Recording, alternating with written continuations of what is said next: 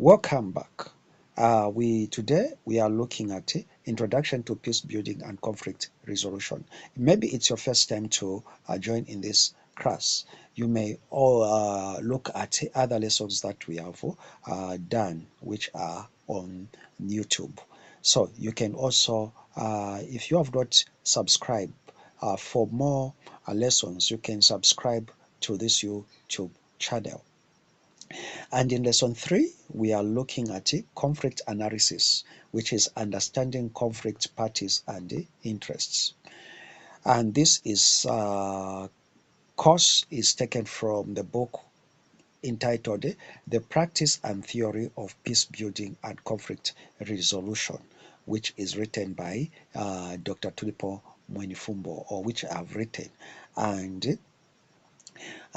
to order this book, you can contact me on plus 260 18 12 53 plus 260 976 18 12 53. This book is also found on Amazon bookstore, so you can be able to order this book.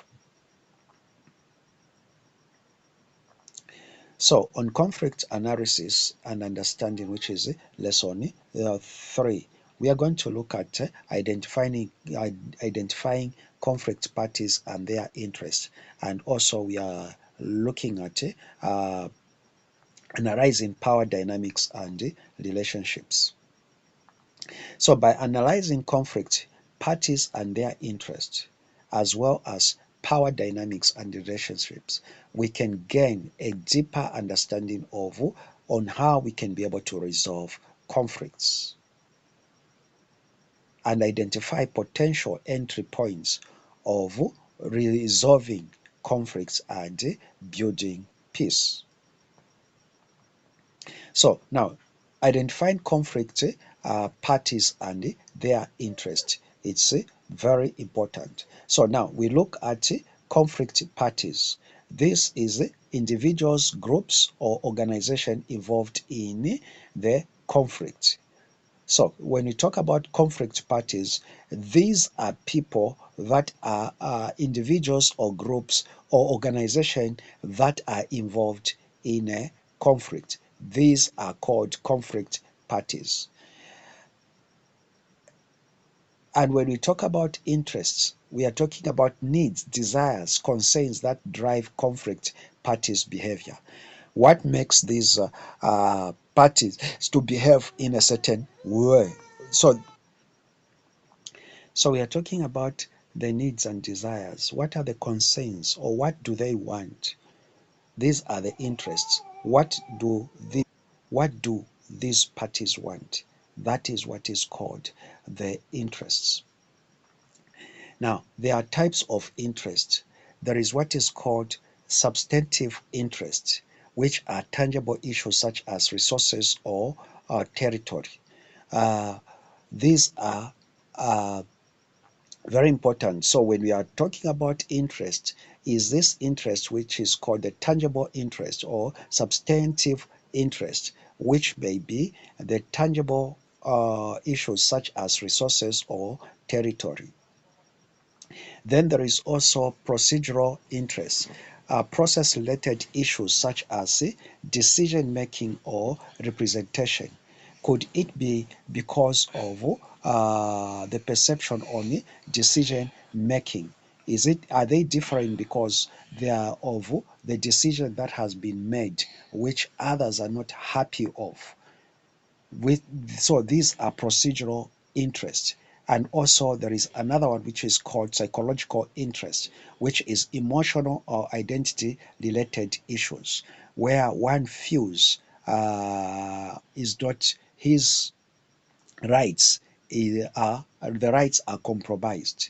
So these are types of interest which creates conflicts. So there is number one, substantial interest, procedural interest, and psychological interest. So when we talk about this, you may just, if you want to find more details about this, you can order the book, and all the information is contained in this book, which is Theory and Practice of Peace Building and Conflict Resolution. Then there is also analyzing power dynamics and relationships. So when you are resolving matters and issues, you have to analyze what is called the power dynamics. So power dynamics, when we talk about power dynamics, we are talking about the distribution of power and influence among parties. So when there is a conflict, then there is power dynamics. There are some rights, there are some powers that both parties possesses. Like we talk about the union and the employer and the employees. So the employer has got some powers, and the employees, they have got rights. So you have to look at power dynamics, where what are the rights, what are the rights of this party, and what are the powers of this party, and that is where now you resolve the matters. This is the same challenge which comes into marriage issues, whereby the husband and the wife, you have to know what are the rights and the powers of each of these parties. So these are called power dynamics. So when one feels that he's being infringed on his rights or powers, then it creates conflicts. Then there is also what is called relationships, the nature of interactions and connections between conflict parties. How do the parties interact, and how do the parties what is the nature of these parties? So that also creates the challenge when it comes to conflict resolution. So you have to know the relationships. How is the relationship? What are the beliefs about the relationship? How do these people relate, or how do these parties relate? Then there is also some key factors that needs to be considered when we are talking about peace building and conflict resolution.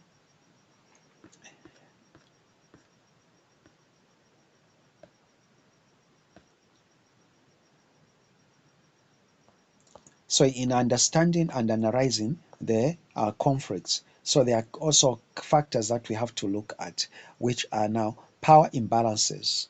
The power imbalance, which is an equal distribution of power and resources, can create tension and can create conflicts. So you have to analyze those things. The root cause of these conflicts, or when you are trying to resolve the conflicts, it's either from the family, individuals, nation, tribes, churches, or religious organization. You have to look at power imbalances, unique distribution of power and resources, then alliances and collusions, formal and informal partnerships between conflict parties. So the factors may be, maybe there is the compromise in the agreement or in partnership, where one feels that my in this agreement has been compromised by the other party, or the other party is not following according to the agreement, or according to uh, the way we agreed at first. So that can bring conflicts. Communication and trust, when each party is not trusting the other party, that can also create conflicts. So if you don't trust your partner, or you don't trust somebody, you can create the tension, and that is brings the conflict. So these are the key factors that brings about the conflict. So the quality of interactions and level of trust between conflict parties. So these are the issues that brings about conflicts. So now, if we are analyzing and understanding the conflict parties, which is created by what is known identifying conflict parties, which is conflict parties interests, you look at the substantive interest, where there are substantive interests, there are procedural interests, and also psychological interests. Then you analyze also the dynamics and relationships, which can be power dynamics, relationship dynamics. Then you should also consider what is called factors, key factors in this conflict, in resolving the conflict, which may be power imbalance, where people feel that the resources are not equally distributed, or the powers are not equally distributed. Like we are seeing now, we have got gender conflict, whereby the female gender feels that the powers has not been equally been distributed in different sectors. And also where now the agreement is compromised, while one party feels there is a compromise of agreement. So this is all what we have for today, which is in lesson 3, and I'll meet you in the next lesson. Remember not to miss the next lesson, because we are going to have the best, and you're going to know how to tackle main issues. Remember to order the book, which is The Theory and Practice of Conflict Resolution. So this book is available on Amazon. And also remember, if you want to enroll in any of our programs, you can be able to contact us on +260 976 1812 53. Thank you so much, and God bless you.